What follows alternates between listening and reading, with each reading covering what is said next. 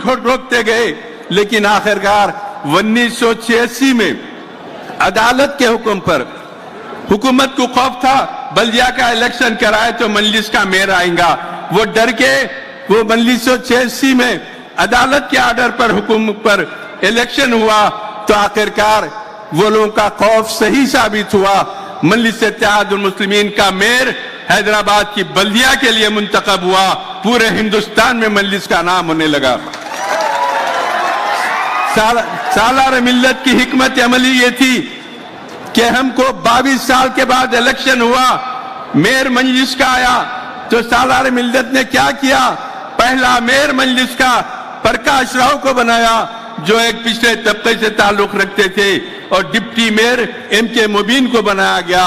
लोग परेशान थे, ये फिरका परस्त जमात कांग्रेस का इल्जाम देता था, लेकिन जब ये ऐलान हुआ प्रकाश राव मजलिस के मेयर हैदराबाद है और डिप्टी मेयर एमके मुबीन है, तो पूरे नेशनल मीडिया में मजलिस इत्तेहादुल मुस्लिमीन के इस इक़दाम की शिकायत की गई और सालार मिल्लत को खिराज तहसीन पेश किया गया।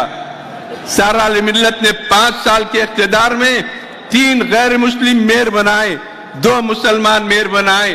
पहले मेयर एमके मुबीन थे, दूसरे मेयर मीर जुल्फ़िकार अली साहब थे, और पहले मेयर प्रकाश राव थे और दूसरे सत्यनारायण थे, और आखिरी में आलमपल्ली पोचिया थे।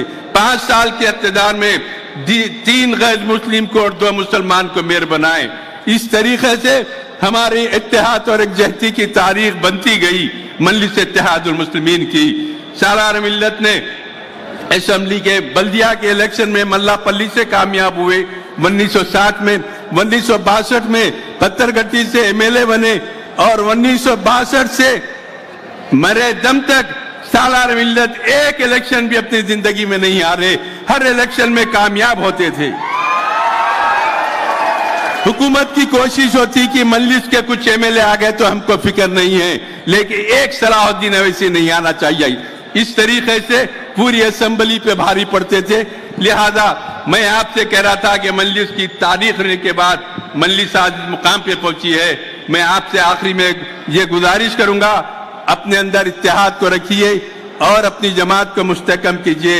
हमारे मुल्क के हालात नए नए हैं, आने वाले दिनों के लिए हमको ये जरूरी है कि हम अपने इत्तेहाद के जरिए हर चीज का मुकाबला करें और अपनी तंजीम, अपनी क़ियादत के जरिए मुकाबला करें। आओ जम हो जाओ, इसमें ये सलाह आम है, इत्तेहादुल मुस्लिमीन शीराज़ इस्लाम है। शुक्रिया, खुदा हाफ़िज़। मोहतरमुल मुक़ाम नक़ीब मिल्लत अलहाज बैरिस्टर असदुद्दीन अवैसी साहब, सदर कुल हिंद मजलिस इत्तेहाद।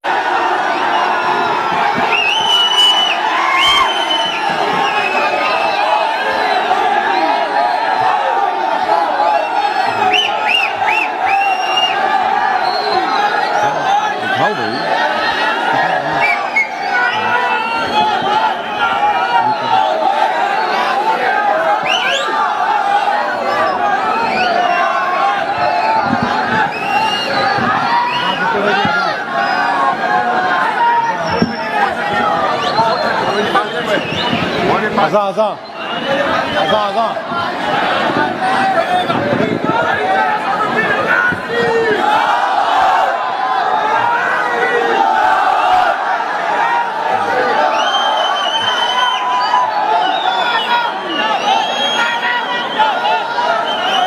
औज़ु बिल्लाहि मिनश शैतानिर रजीम, बिस्मिल्लाहिर रहमानिर रहीम, अस्सलामु अलैकुम व रहमतुल्लाहि व बरकातुहू। हम का दिल की गहराइयों से शुक्रिया अदा करता हूँ कि आज आपने मजलिस इत्तेहादुल मुस्लिमीन की ऐलान के बाद आप तमाम ने कौमी यकजहती इस तिरंगा रैली को आपने लाखों की तादाद में शिरकत करके इसको कामयाब किया। मैं आपका बेहद शुक्रिया अदा करता हूँ।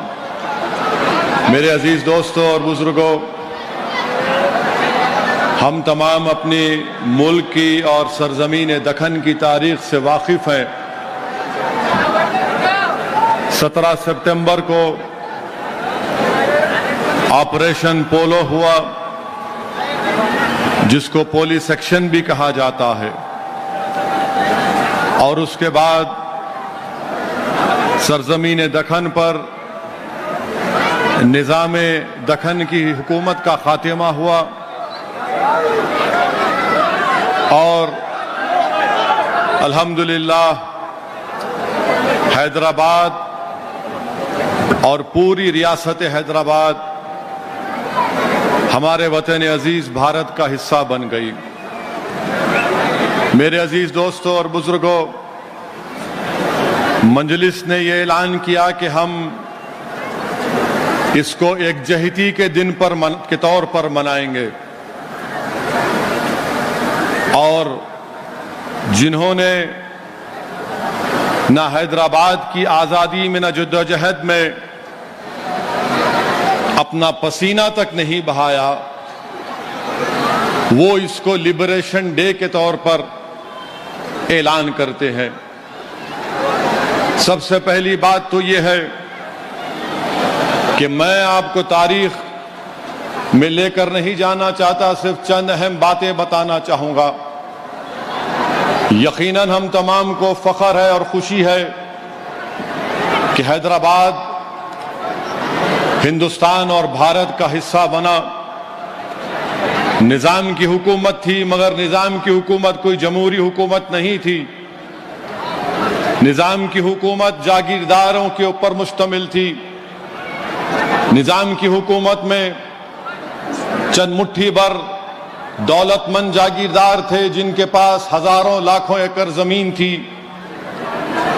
उनकी हुकूमत थी।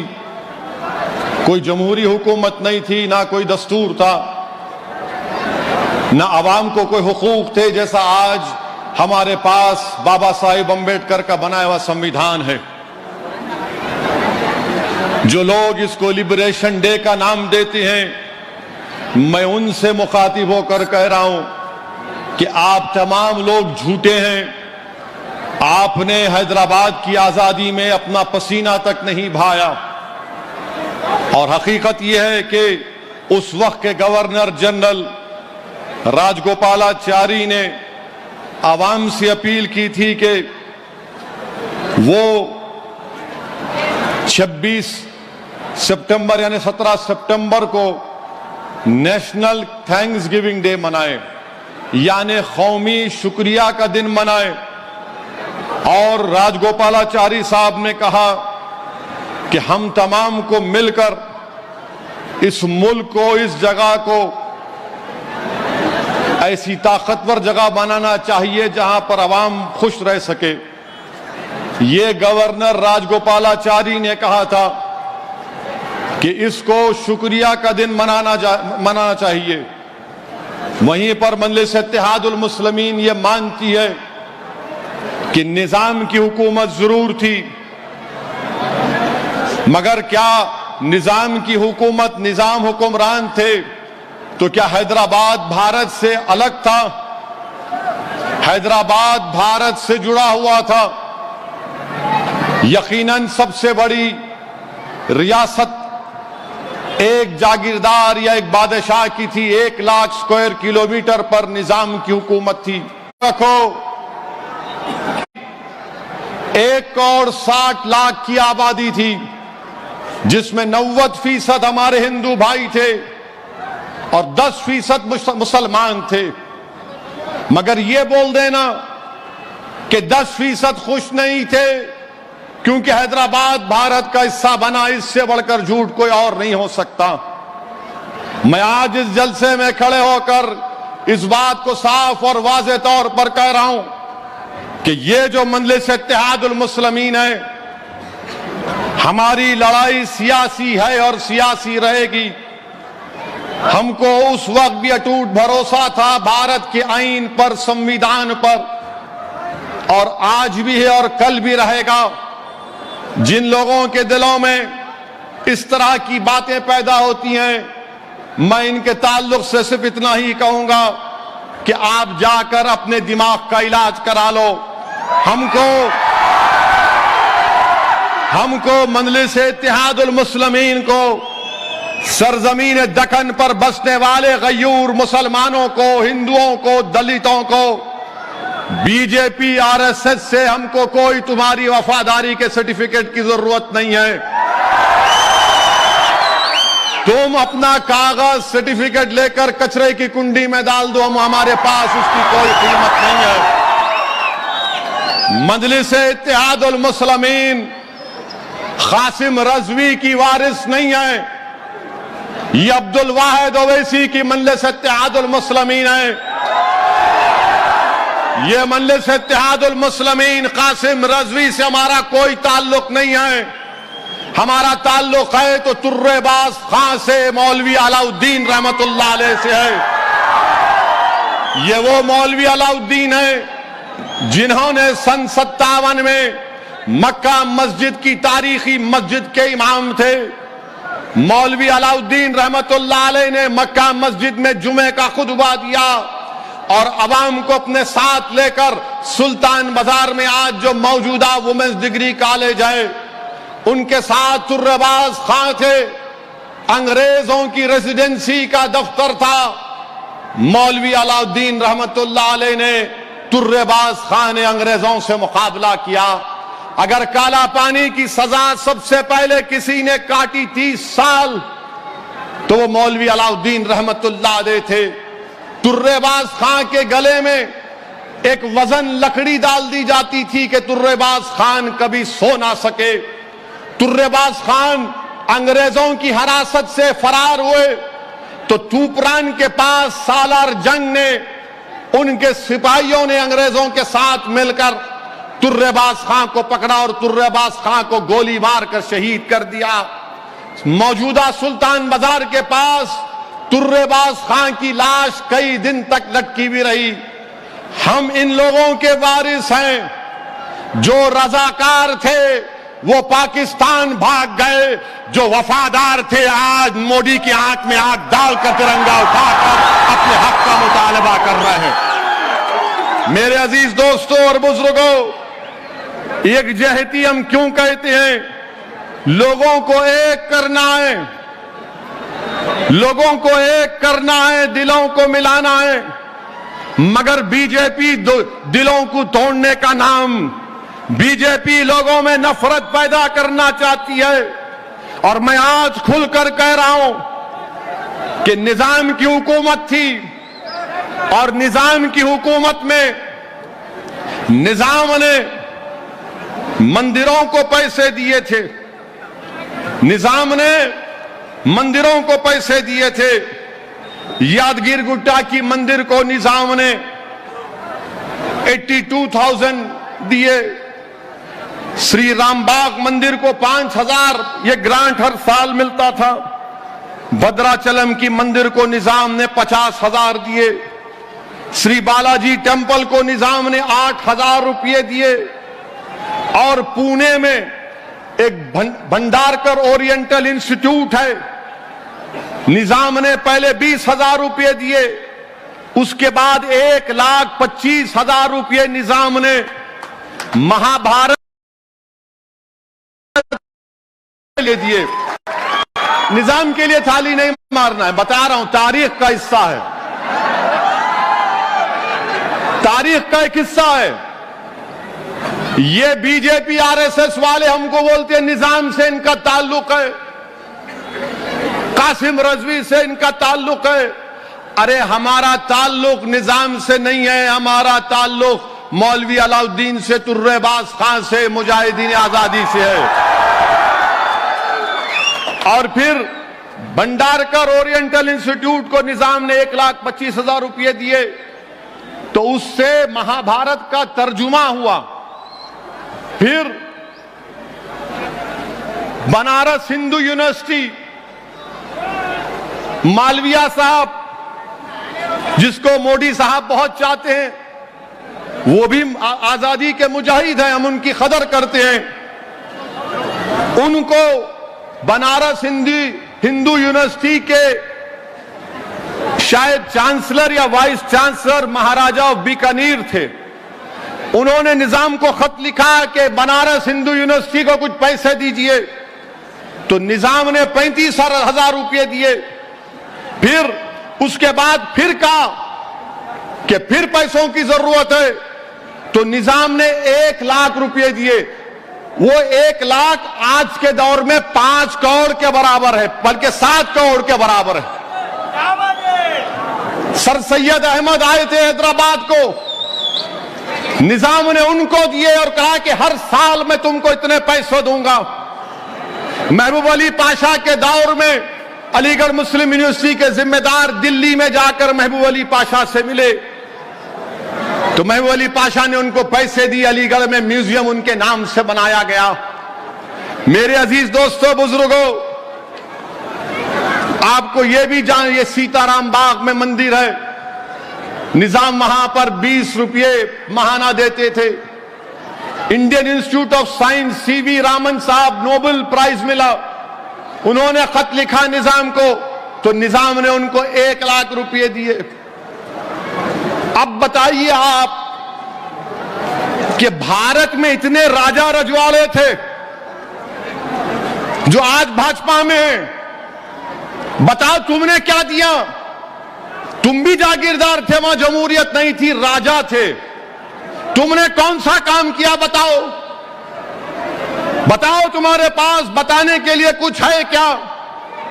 ग्वालियर के जो महाराजा, जो राजाओं का खानदान है, झांसी की रानी के खिलाफ बगावत में हिस्सा लिए। बोलो, नरेंद्र मोदी, अमित शाह बोलेंगे, ग्वालियर की तारीख बयान करेंगे। कल अमित शाह आएंगे तो बोलेंगे निजाम, मंजलिस। फिर कल बोलेंगे चीखा मार मार के, कासिम रजवी, मंजलिस। तो बोलो, ग्वालियर के राजाओं ने झांसी की रानी से बगावत की थी या नहीं की थी? बताओ। आप नहीं बोलेंगे। उस्मानिया यूनिवर्सिटी निजाम ने बनाई, तो जब निजाम ने उस्मानिया यूनिवर्सिटी बनाई, तो उस उस्मानिया यूनिवर्सिटी में आप देखेंगे उस्मानिया यूनिवर्सिटी का एम्बलम ऐन है। उसके ऊपर क्या लिखा निजाम ने? हिंदी में निजाम ने लिखा, तमोसोमा ज्योतिर्गमय, यानी आप जो उपनिषद को जानते हैं वो मुझसे अच्छी तरह उसको बयान तलफ्फुज में बोल सकेंगे। उसके माने यह है कि हमको अंधेरे से निकालकर रोशनी में लेकर आ। ये उपनिषद की एक उसमें से लिखा, निजाम ने लिखा जब लोगो बनाया गया था उस्मान यूनिवर्सिटी का। फिर हिंदी में, तेलुगु में निजाम ने लिखा कि विश्वविद्यालय, फिर अंग्रेजी में उस्मान यूनिवर्सिटी। यह उस्मान यूनिवर्सिटी में उर्दू पढ़ाई जाती थी, मगर अंग्रेजी कंपलसरी पढ़ना पड़ता था। आपको मालूम, दुनिया में सबसे पहले अंग्रेजी की कुरान किसने छापी? पिकथाल ने। और उसका पैसा कौन दिए? निजाम दिए थे। मैं निजाम की तारीफ में नहीं बोल रहा हूं, मगर तारीख को बयान कर रहा हूं। कोई बोलेगा कि मुझे मुगल पसंद नहीं है, ठीक है, तुमको पसंद नहीं है, मगर तुम ताजमहल जाके देखते नहीं देखते? बीजेपी को मुगलों से नफरत है, मगर लाल किले पर मोदी झंडा लहराते हैं। बीजेपी को निजाम से नफरत है, मगर बरसों गंडी पेट हिमायत सागर का पानी हम तमाम पिए। बीजेपी को निजाम से नफरत है, मगर उस्मानिया में दिमाग का इलाज भी करवाए। यह तारीख का हिस्सा है, इसको मैं नहीं बदल सकता। मैं आजाद हिंदुस्तान में पैदा हुआ, आप तमाम आजाद हिंदुस्तान में पैदा हुए, मगर बीजेपी इस तरह उसको तोड़ मोड़ कर पेश करती है कि ऐसा हुआ था, ये हुआ था। अच्छा, 1908 में हैदराबाद में सैलाब आया था, सैलाब। अगर आप सिद्धियंबर बाजार जाएंगे ना कभी, मालूम सिद्धियंबर बाजार कहां पर है? तो वहां एक मस्जिद है, मस्जिद के ऊपर एक निशान है, देखो आप, वो बोलेंगे यहां तक पानी आ गया था। सिद्धियंबर बाजार में मस्जिद है, जाकर देखो आप।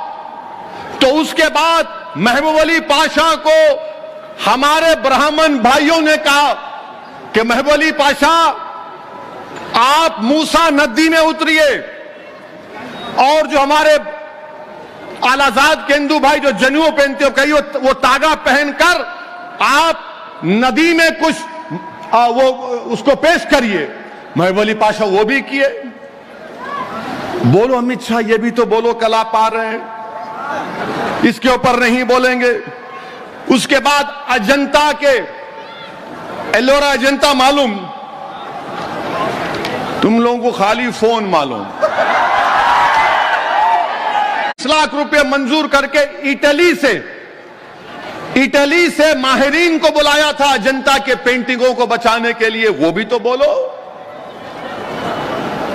जो गलती किए तो गलत है, जो काम किए तो काम कहे, बोलो। और उसके बाद मेरे अजीज दोस्तों, हैदराबाद में निजाम के प्राइम मिनिस्टर कौन थे? महाराजा किशन प्रसाद कायस थे। उनका तखल्लुस शाद था, जो अंग्रेजी में कहते हैं कि नॉम डी प्लूम। महाराजा किशन प्रसाद का एक शेर आपके सामने पढ़ता हूं। उस जमाने में मोहब्बत देखो हिंदू और मुसलमानों में। महाराजा किशन प्रसाद ने कहा, अपना शेर, एक मशहूर शेर पढ़ा, काफिर हूं कि मोमिन हूं, खुदा जाने मैं क्या हूं।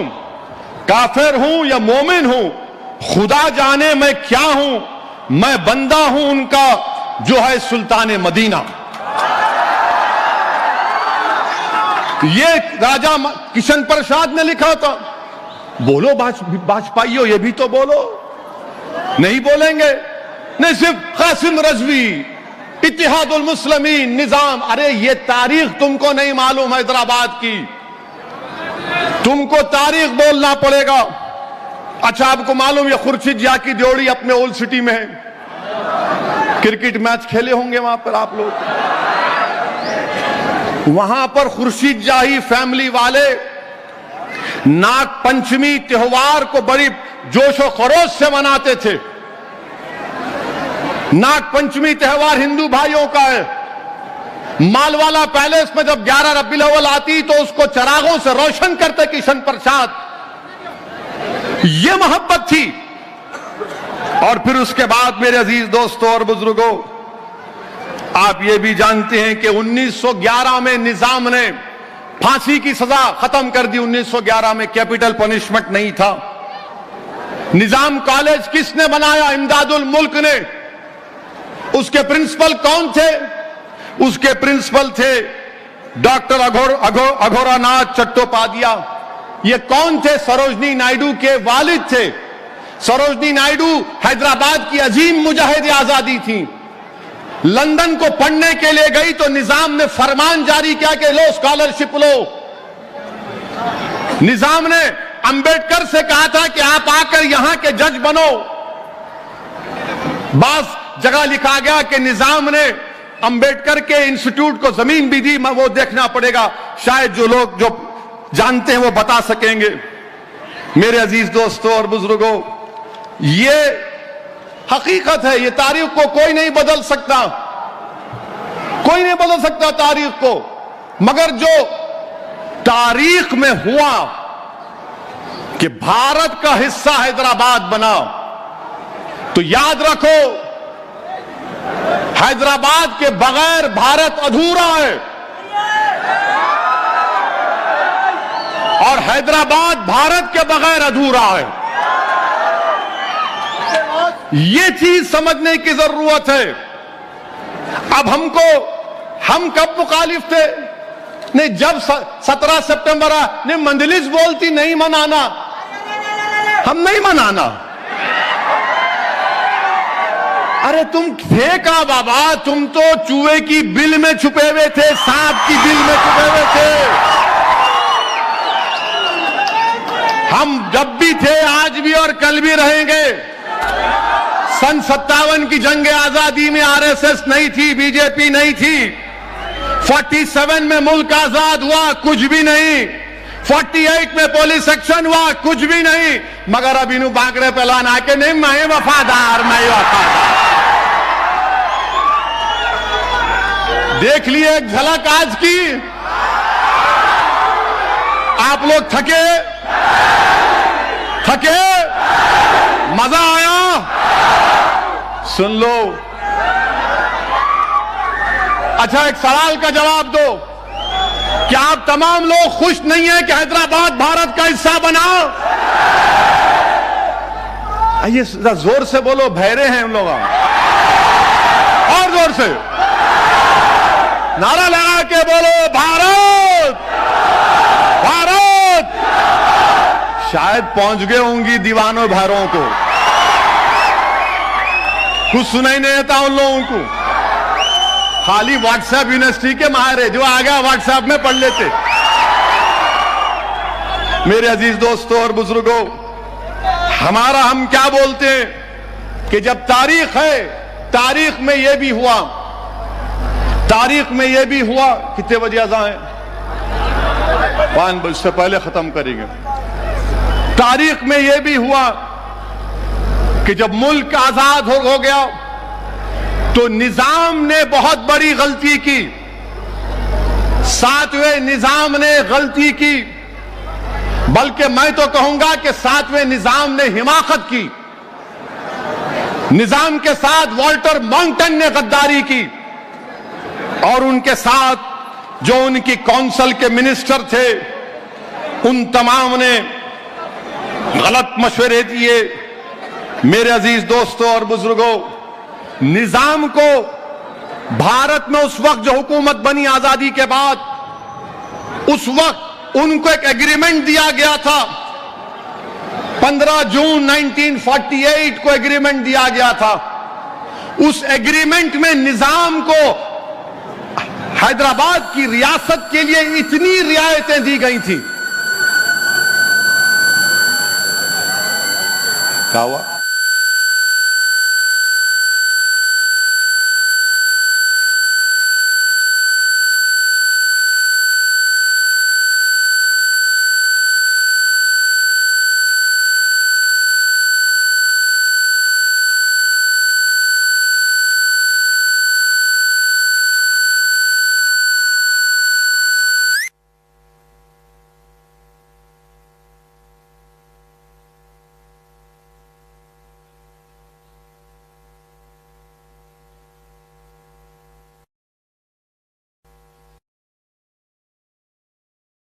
जून 1948 को जो फाइनल एक ड्राफ्ट एग्रीमेंट दिया गया था, निजाम पीछे हट गए उससे।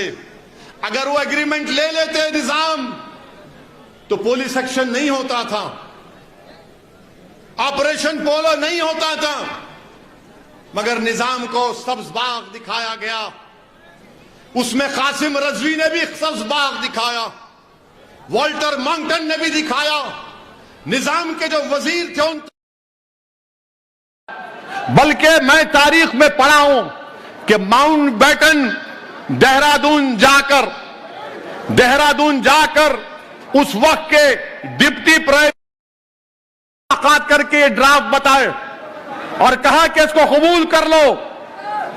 तो डिप्टी प्राइम मिनिस्टर कबूल किए, मगर निजाम मुकर गए उससे, बोले नहीं इसमें और 3 चीजें इजाफा करो। आपको मालूम, निजाम को कोई मशवरा दिया था कि आप गोवा को खरीद लो, तो उस वक्त के अंग्रेजों के वायसराय ने कहा तुम गोवा तुम्हारे को पुर्तगाली के पास है, वो नहीं बेचेंगे। तो किसी ने कहा नहीं हम उनको समझा लेंगे, जैसा अपने पास होता ना, आप फिक्र मत करो हम समझा लेते हो उसको, उन्हें समझता ही नहीं। उन्हें अरे वो फिक्र मत करो मैं समझा लेता हूं, उन्हें समझता ही नहीं। तो पुर्तगाली, तो उस वक्त के वायसराय ने एक कागज पर उतार कर बताया ये हैदराबाद रियासत है और यहां गोवा है, इतने बीच में आपको भारत के इलाके से जाना पड़ेगा, आपको कहां परमिशन मिलेगा। इस तरह की बातें होती थी कि गोवा खरीद लेंगे। और आपको मालूम, हैदराबाद में पुलिस एक्शन का जिम्मेदार बहुत से लोग हैं, जिसमें जिना भी शामिल है, मोहम्मद अली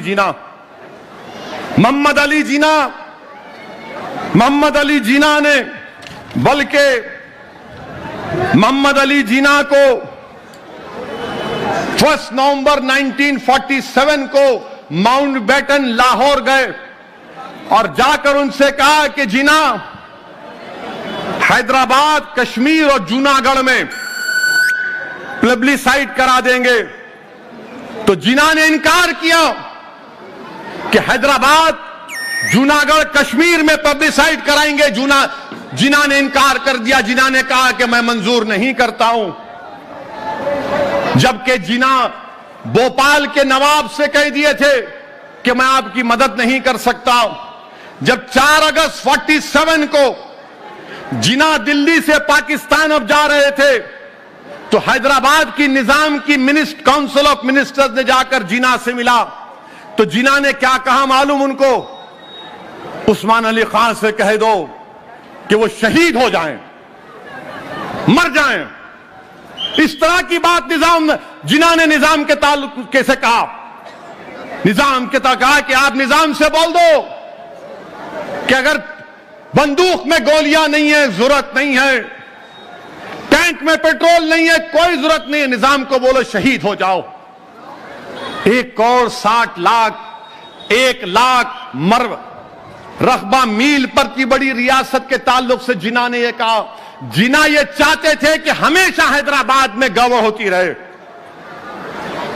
ये तारीख आपको बता रहा हूं ताकि आपको मालूम हो सके मेरे अजीज दोस्तों और बुजुर्गों। फिर उसके बाद क्या हुआ? 17 सितंबर को पुलिस एक्शन हुआ। और पुलिस एक्शन जब हुआ, पुलिस एक्शन में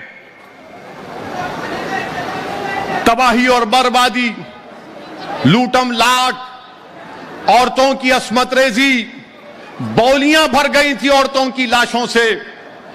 तो पंडित नेहरू वजीर आजम थे, उन्होंने गवर्नमेंट ऑफ इंडिया ने पंडित सुंदर लाल की एक कमेटी को भिजाया कि हैदराबाद जाओ और जाकर मालूम करो कि क्या हालात हैं, क्या वाकयात हैं। तो पंडित सुंदर लाल के साथ काजी अब्दुल गफ्फार भी थे। वो हैदराबाद को आए। कब आए हैदराबाद को? हैदराबाद को आए 29 नवंबर 1948 को। 21 दिसंबर तक हैदराबाद की रियासत में रहे। 16 जिलों में से 9 जिलों में उन्हें दौरा किया। 7 डिस्ट्रिक्ट हेडक्वार्टर पर गए, 21 शहर में गए, 23 गांव में गए और रिपोर्ट बनाकर पंडित सुंदरलाल ने लिख कर दिया नेहरू को, मरकजी हुकूमत को, कि हैदराबाद में 40,000 लोगों का कत्लेआम हुआ। 40,000, 40,000 लोगों का कत्लेआम हुआ। हम यही बोलते हैं कि आप उस रिपोर्ट को बताओ, मान लो उसको। ये मेरी रिपोर्ट नहीं थी, ये निजाम की भी रिपोर्ट नहीं थी, ये तो नेहरू ने पंडित सुंदरलाल को भिजाया था। और उस रिपोर्ट में लिखा गया था कि बौलियां भर गई थी। एक बौली से तो बच्चे, जब लाशें निकाली गई तो बुरखे में एक औरत है और उसके सीने से लगा हुआ उसके बेटे की लाश भी निकली। ये तारीख है, इसको कोई डिनाई नहीं कर सकता। आप मानो पंडित सुंदरलाल की रिपोर्ट को। मैंने पढ़ा पंडित सुंदरलाल की रिपोर्ट को। नेहरू मेमोरियल में दिल्ली में आज भी चले जाओ, रिपोर्ट आपको मिल जाएगी। बताओ भाजपा वालों, क्या तुम मानोगे इस रिपोर्ट को? यह रिपोर्ट है, उस वक्त हैदराबाद में ये तमाम मुखालिफिन बोलिए नहीं नहीं ये रिपोर्ट गलत है। हैदराबाद में कोई बाहर का आदमी नहीं आ सकता था क्योंकि मिलिट्री थी। कैसे अंदर आ गए पंडित सुंदरलाल? उनको स्पेशल परमिशन मिला। मिलिट्री के जनरल जेएन चौधरी थे, चौधरी साहब थे, उन्होंने उनके साथ दौरा किया। वो रिपोर्ट है आज भी, मगर तुम नौजवान पढ़ते नहीं हो। जब से ये सेल फोन आया, लाइब्रेरियां और किताबें वीरान पड़ चुकी हैं। तुमको सिर्फ सेल फोन पे टिकटॉक से, इंस्टाग्राम से मोहब्बत है नौजवानों, तुमको तारीख पढ़ने से मोहब्बत नहीं है। तारीख पढ़ो नौजवानों, मुस्तकबिल तुम्हारा रहने वाला है। पंडित सुंदरलाल की रिपोर्ट में ये सब बातें लिखी गई। अच्छा, फिर ये बोलते नहीं रिपोर्ट झूठ है, रिपोर्ट सच है। और रिपोर्ट की सच्चाई की एक बात आपके सामने पढ़ के सुनाता हूं, सुन लो आप। किसने कहा था ये देख लो आप। नेहरू ने, मैं अंग्रेजी में पढ़ रहा हूं, नेहरू ने चौधरी को 27 दिसंबर 1948 को लिखा। अब जिसको अंग्रेजी आती जरा समझ जाइए, मैं मुख्तसर से तर्जुमा कर दूंगा। नेहरू ने लिखा कि Hyderabad is a big and ticklish problem by itself, it becomes even more important from it are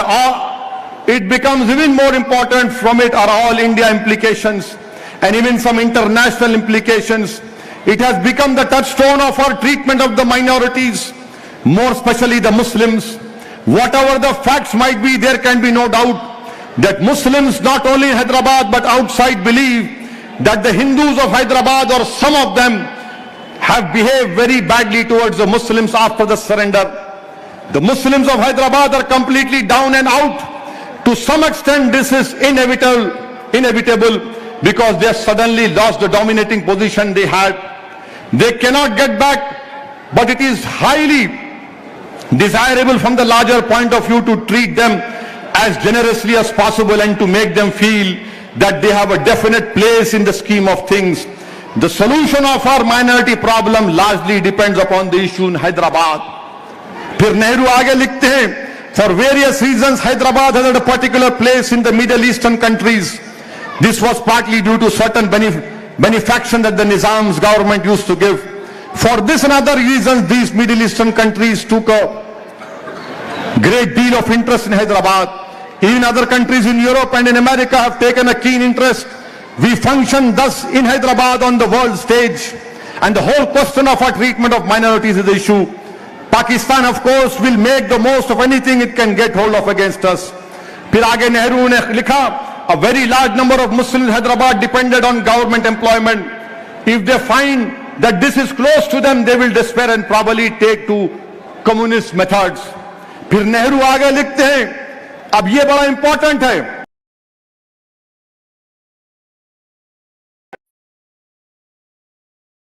और नरेंद्र मोदी तक ये बात पहुंचेगी कि नेहरू ने क्या कहा। नेहरू ने कहा कि my own impression is that much of the trouble in Hyderabad on the part of Hindus was due to the Arya Samaj elements as well as certain RSS elements. The Arya Samaj in Hyderabad has been for many past years a very troublesome body and has done a lot of mischief.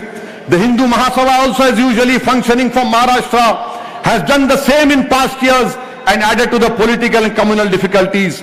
These elements will no doubt try their best in the present circumstances to carry on their old ways, but with added vigor. This should be watched carefully. I gather an impression, how far it is correct I do not know, that the retaliation or whatever it was against the Muslims took place far more,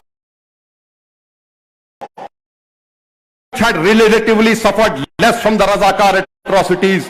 If this is true, this leads me to think that the special elements from inside Hyderabad or outside were largely responsible for their misdeeds. ये कहां पे बोला नेहरू ने?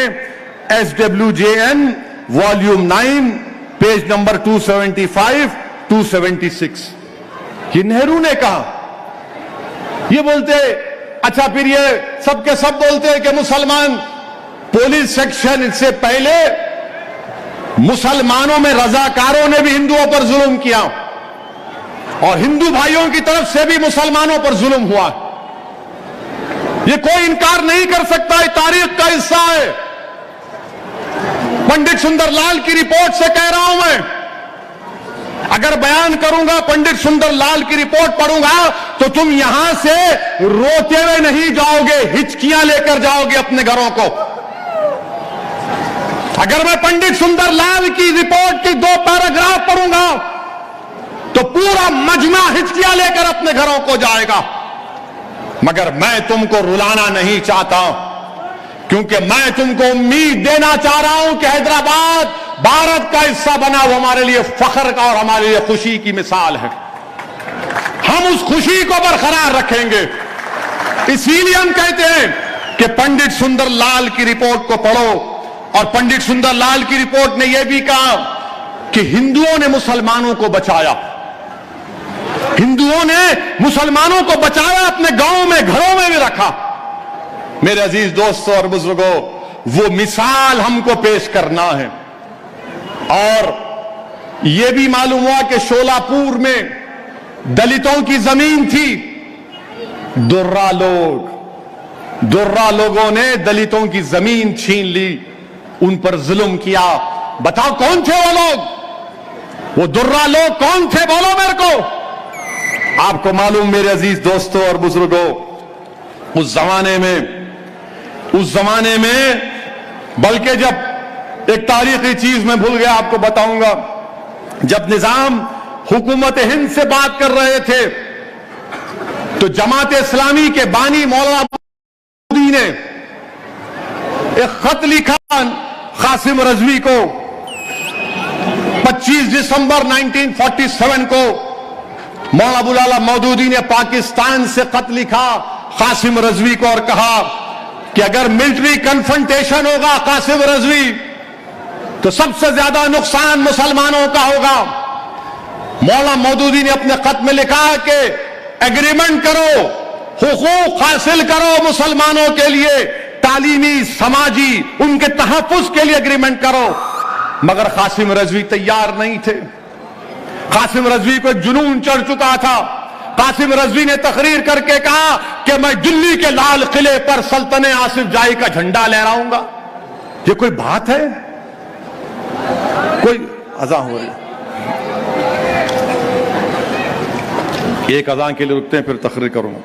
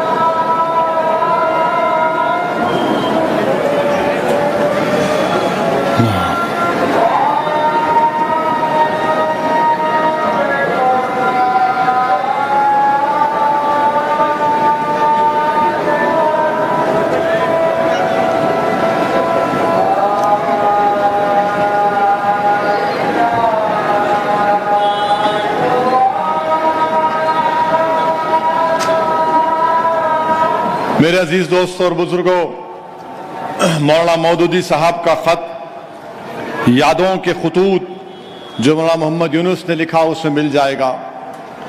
फिर police action के बाद उस वक्त के जमीयतुल उलमा के सदर मौलाना हमीदुद्दीन साहब नेहरू को खत लिखे जिसमें उन्होंने कहा कि 50,000 लोग बेघर हो चुके हैं, 1 लाख लोगों को नौकरी से निकाल दिया गया है, जिससे बड़ी तादाद मुस्लिम अक़लियत की थी।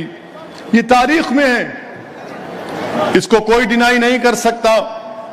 हम यही कह रहे हैं कि पंडित सुंदर लाल की रिपोर्ट को मानो। हम मानते हैं कि जुल्म हुआ, हिंदुओं पर भी हुआ, मुसलमानों पर भी हुआ, मगर जख्मों को किरोदने का काम नहीं करना है, जख्मों को हमेशा के लिए बंद कर देने का है। और एक बात याद रखिए कि अगर हम इसी तरह अगर भाजपा नफरत को फैलाती रहेगी, बीजेपी, तो फिर नफरत से नफरत बढ़ेगी और फिर मोहब्बत का खात्मा हो जाएगा। हम उम्मीद करते हैं कि बीजेपी बरसर इख्तिदार जमात है, वो नफरत को नहीं फैलाएगी, बल्कि पुलिस एक्शन में निजलिंगप्पा की एक किताब है, 17 लाख रुपए बैंक से कौन लूटे थे, 17 लाख रुपए बैंक से लूट लेके बड़े बड़े एक पार्टी के लीडर एक दूसरे में लड़ लिए। वो हैदराबाद में बोलते ना, चोरा चोरा गांव मिलके बांट के खा लिए। 17 लाख रुपए लूटे। किताब पढ़ो निजलिंगप्पा की। और जो लोग उस वक्त कहते थे कि हैदराबाद हमारे पेट में अल्सर है, आज बीजेपी कहती है कि हैदराबाद हमारे पेट में अल्सर है। याद रखो, ये अल्सर नहीं है, ये जड़ी बूटी है, पूरे बीमारियों का इलाज हमारे पास है। हमारे पास पूरे बीमारियों का इलाज है। बहुत आए थे ना पुराने शहर को, सर्जिकल स्ट्राइक करेंगे, सर्जिकल स्ट्राइक करेंगे, मट्ठी कुछ भी नहीं हुआ।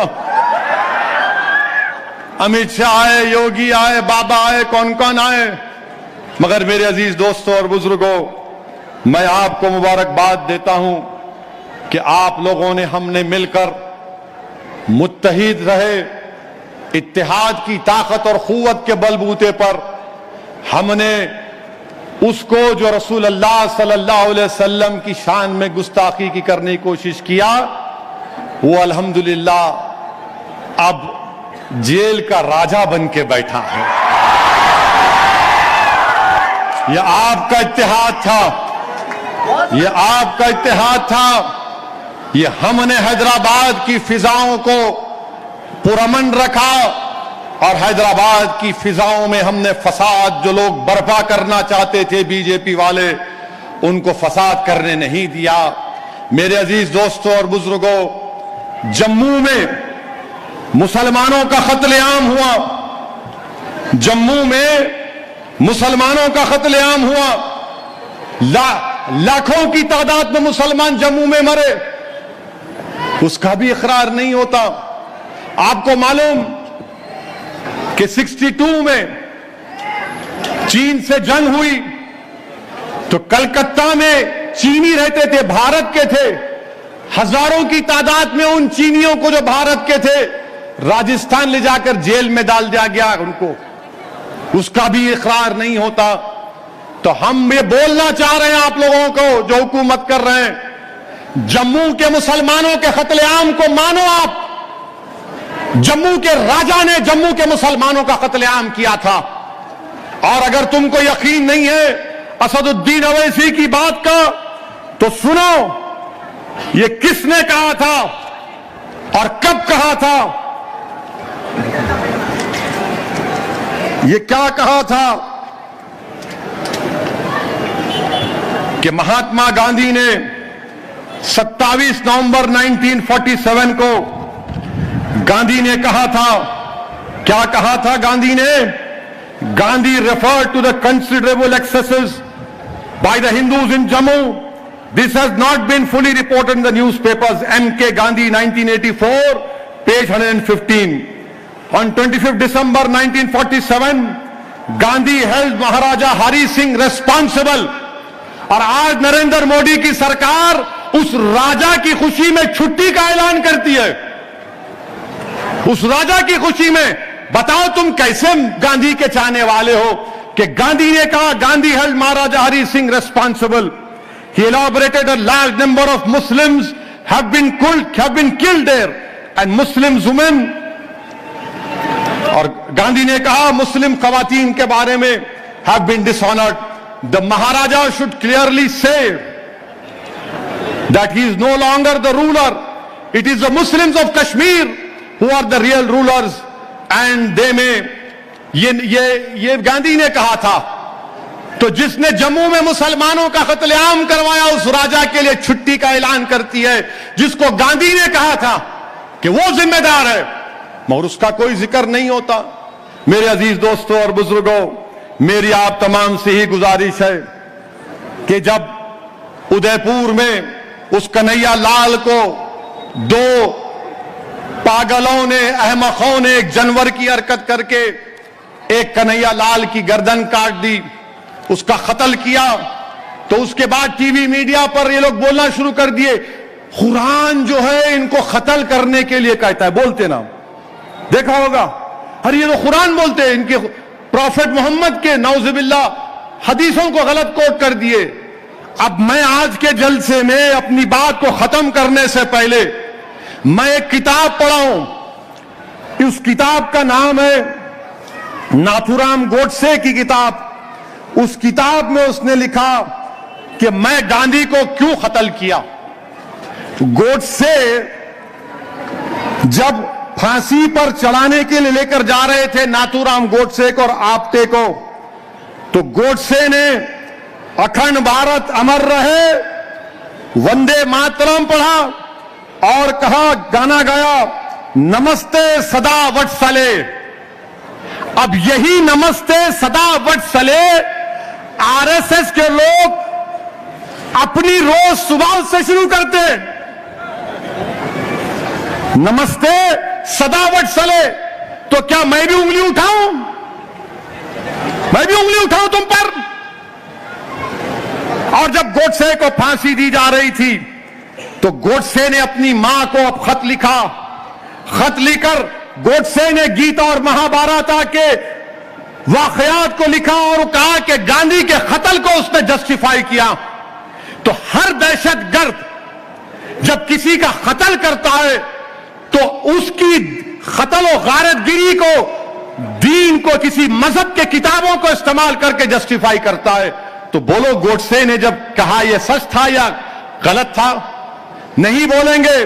गोडसे ने जब उसको फांसी दी जा रही थी तो गोडसे के दोस्त करकरे और गोपाल उससे फांसी से 1 दिन पहले आके मिले और आकर गोडसे ने उनसे कहा कि कौन सी किताब पढ़ो। बोलो टीवी चैनल वालों, बोलो, 2 जालिमों ने हरकत की कन्हैया लाल से, तुमने इस्लाम पर उंगलियां उठाई। बताओ, गोडसे की जब बात आती तो क्या गोडसे तुम्हारा दामाद होने वाला था या बेटा था?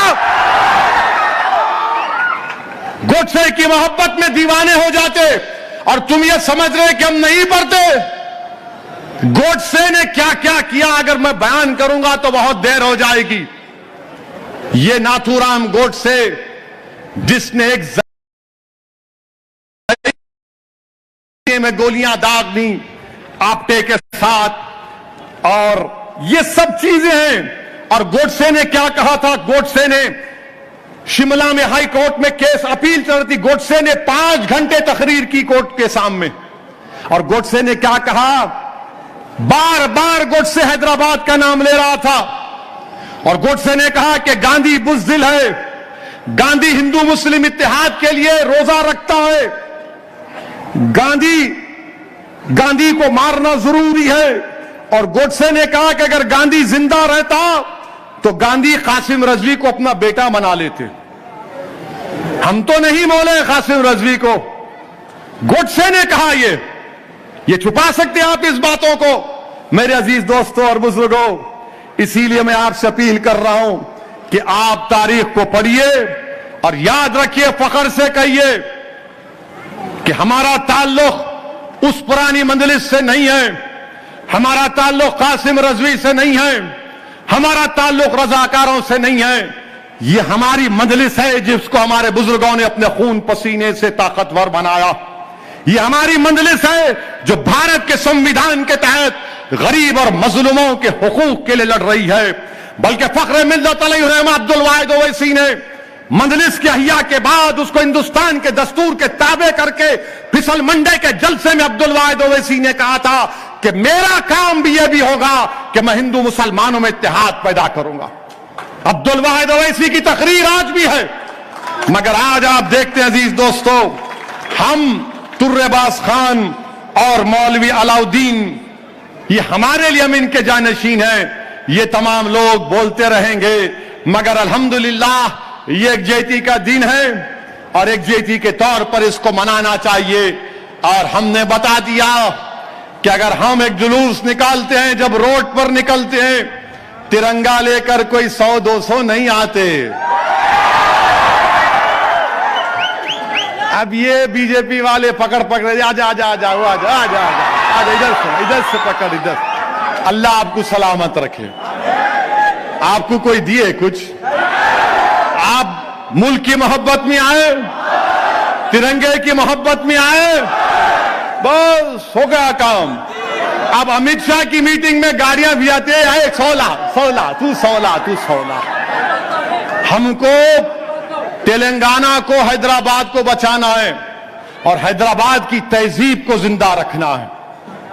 हैदराबाद की तहजीब को जिंदा रखना। हैदराबाद की तहजीब में अदब, तमद्दुन में, उसमें इखलास, जबान में मिठास, भाईचारगी, हिंदू मुसलमान दलितों से मोहब्बत, यह हैदराबाद की तहजीब है मेरे दोस्तों। इस तहजीब को आपको जिंदा रखना है।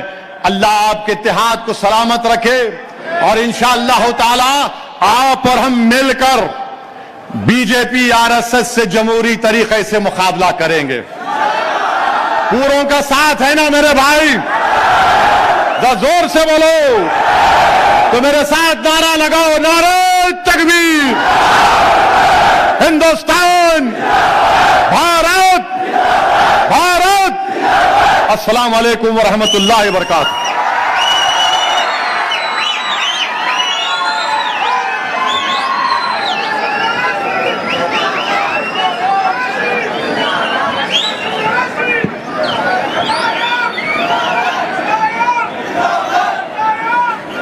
सदर मोहतरम के खिताब के बाद जलसे की बर्खास्ती का ऐलान किया जाता है। आप तमाम हजरात का शुक्रिया अदा करते हुए और अपील की जाती है कि कल करेंगे कल इंदिरा पार्क एनटीआर स्टेडियम में चीफ मिनिस्टर चंद्रशेखर राव बीता हुआ जलसा रखे। तो अगर आपको मौका मिला तो आइए, जरा आ जाइए थोड़ी देर के लिए। केसीआर भी खुश हो जाएंगे अपने को देख के। जरा आइए, हजारों की तादाद में आइए। और मैं चीफ मिनिस्टर का शुक्रिया अदा करता हूं कि उन्होंने सेक्रेटेरिएट की बिल्डिंग का नाम बाबा साहेब अंबेडकर के नाम से रखा।